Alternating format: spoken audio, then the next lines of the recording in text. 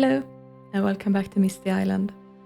So in the last episode, Krudius and Roger followed up on the tracks of what had happened while they were gone, and they made it to the Warthorn household, learned that the same thing that had happened to the Whitdanes had also happened to them. James was in a terrible mood and had broken up his marriage with Carolyn, and they also found out that there was no trace of what had happened to Audrey. So at first Krudius was convinced that she had been kidnapped by her grandmother and been transported up to the fortress up on the top of the mountain, but Roger suggested that she might be hiding somewhere if she managed to escape, and Krudius made it back here to this house and eventually ended up finding her, thankfully.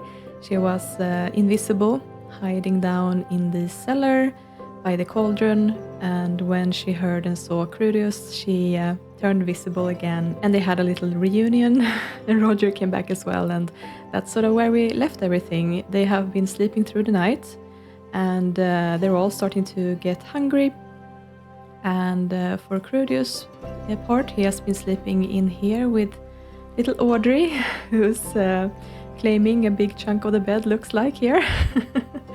But she's small, so I guess she hasn't been disturbing Krudius throughout the night.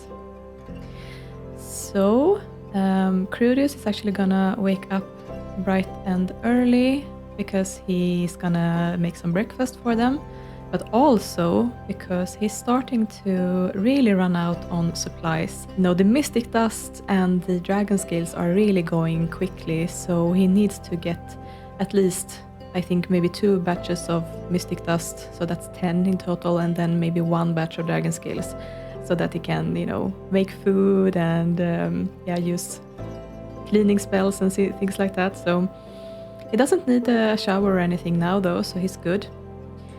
And let's see if Audrey keeps sleeping if he gets up. I think she will. Yes, so she can sleep in a bit, and Roger, of course, is also in the kids' bedroom here, having slept here with the teddies.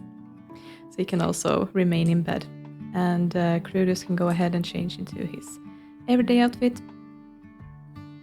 And now that the bookcase is actually repaired, he can actually just go down here the normal way and use the latch, the secret door, instead of teleporting.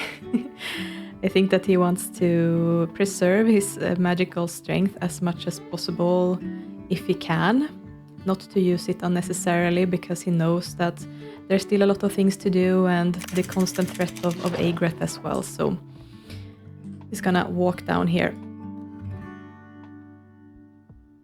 And at once I'm gonna set him up to make mystic dust.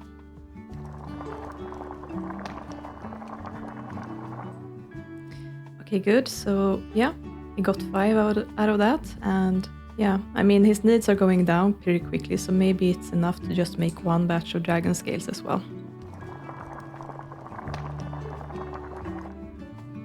Oh, it really takes a while, doesn't it? Looks like Audrey is actually awake now. So she can go ahead and make the bed here, and also dress in her everyday. And yeah, Roger is still sleeping though, so he can remain in bed, I guess. And since I've sort of messed up the design of this house, I'm actually gonna have to carry him up here before he can use this again, because it's blocking the way up on the staircase. So read that book again. Good. And then he can head into the kitchen to make some breakfast. And he's gonna cast the spell, Creatium Nutriments.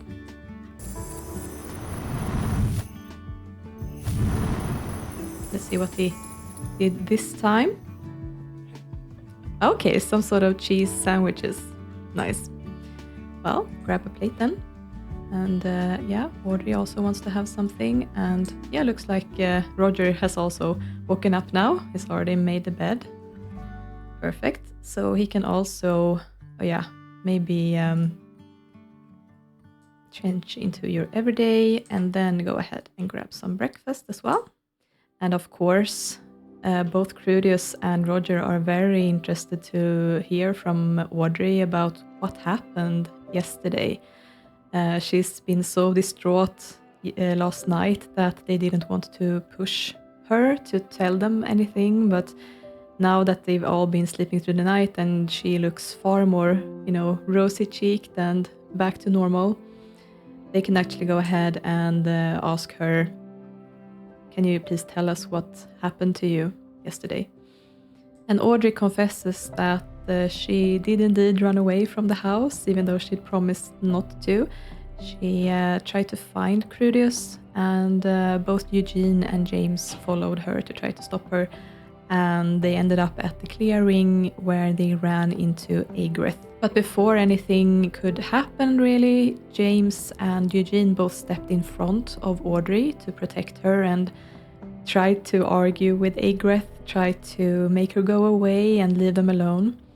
But of course, she just laughed in their faces and cast some curses on them. And meanwhile, Audrey was huddling behind them, trying to do everything to not be seen, to escape, and she really, really wanted Agrith to not be able to find her. And after the curses were cast, both James and Eugene turned on each other and started to fight one another, and of course stepped away from shielding Audrey.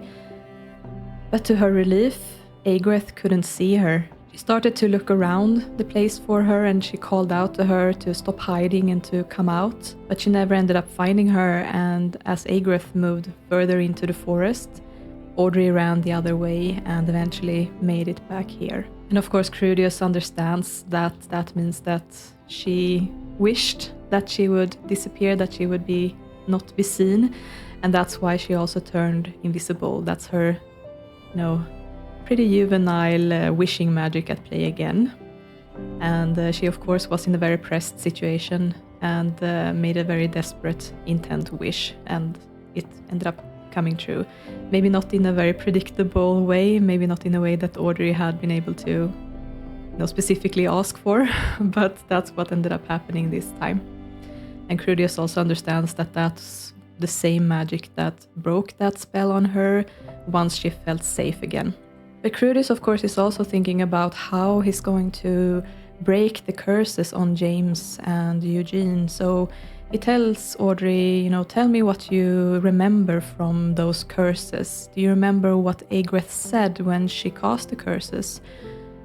And Audrey thinks really, really hard. She can't remember the exact words, but she says that the first curse was something like darken the heart and heartbroken. And then the second one had something to do with tongues and froggy bile. Krudius doesn't know at all what the first one is about. It's not familiar to him, but it does ring a bell about the second one. The froggy bile especially is calling out to him something that he has read and remembered because it was such a funny wording. And he thinks that part of the curse that was cast he might be able to try to break after all with the Pergo Magnus spell. But the first part, he's still convinced that he won't be able to do anything without Iveria's help. And as Krudius and Audrey are speaking about spells and magic, Roger suddenly recovers and exclaims, "You're a witch, Audrey?" And Audrey is like, "No, I'm not."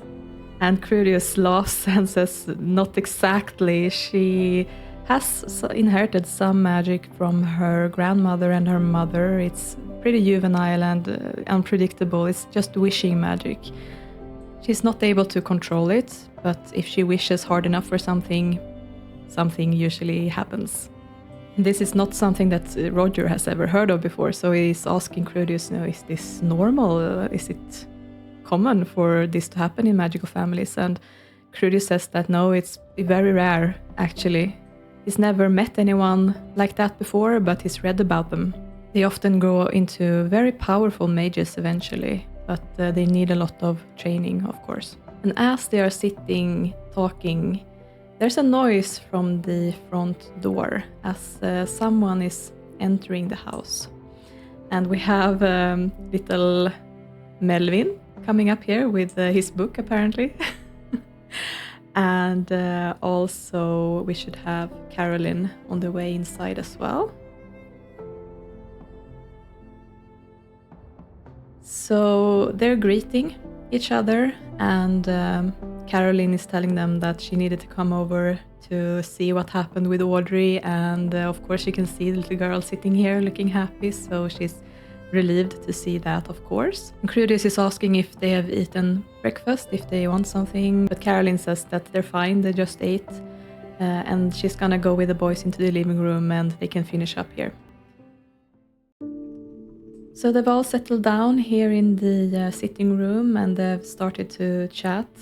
Carolyn is telling them that James is still in a terrible mood and that she didn't feel comfortable leaving the kids with him, so that's why she brought all of them up here to the Crestbloom house.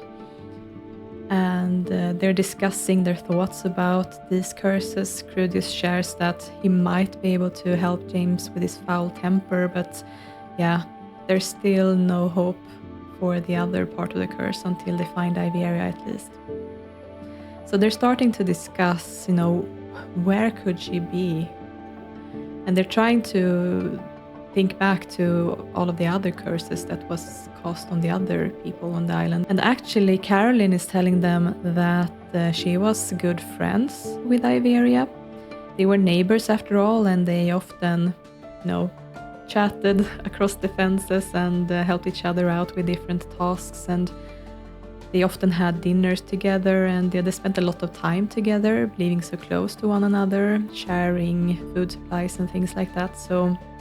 And of course Iveria was the one who provided Carolyn's children with clothing and such. And of course, being so close, they had eventually quite a few candid conversations, and Iveria had confided in Carolyn about her past. It's a few things that happened to her that Carolyn doesn't feel comfortable sharing. It's up to Iveria to tell that if she wants to, but in short you could say that she had some bad experiences that led her to be afraid of, being powerless. She was one of those people who always tried to come up with solutions and find ways to help others, and it was in those moments when she felt helpless and powerless that she would draw back and, be filled with dread, and when she felt like she was in an impossible situation and she felt trapped,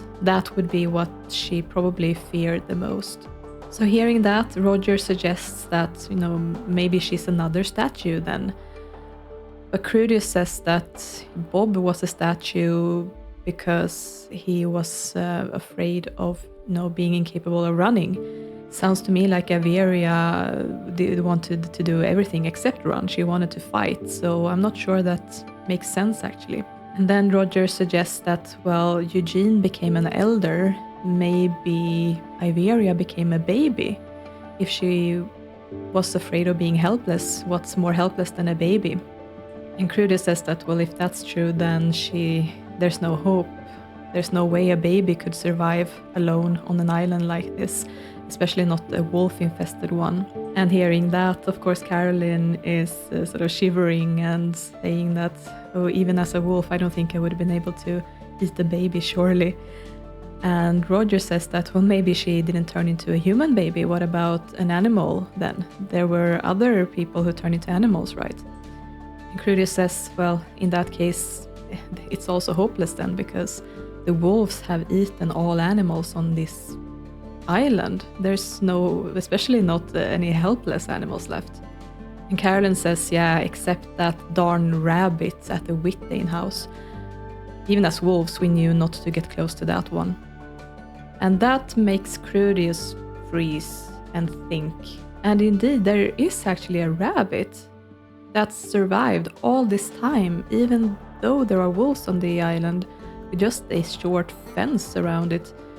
That is strange. And he asks Carolyn, what do you mean you didn't want to get close to it? And she says that, we just knew that we needed to stay away from it. Something felt wrong with it, like it wasn't what it appeared to be. And of course that makes Krudius think that that's probably her then. If she is a witch still, even as a rabbit, then perhaps the wolves sense that she has magic and that attacking her wouldn't be a good idea. They would see her as a threat. So Krudius voices this, and Roger nods and says that, well, it fits. A rabbit should be pretty helpless, right? Resilient, sure, but not much of a fighter, and definitely not a threat to anyone. So they all agree that, it's probably the rabbit. They should head over to the Whitdane household to take a look, see what they could do about this, and see if they can end up breaking the lost curse. So they're gonna get up, and of course, again, Krudius is in desperate need of fun. What else is new? Maybe he can take care of that later. So yeah, this is where we're gonna leave them for this time, as they are heading out to the Whitdane household.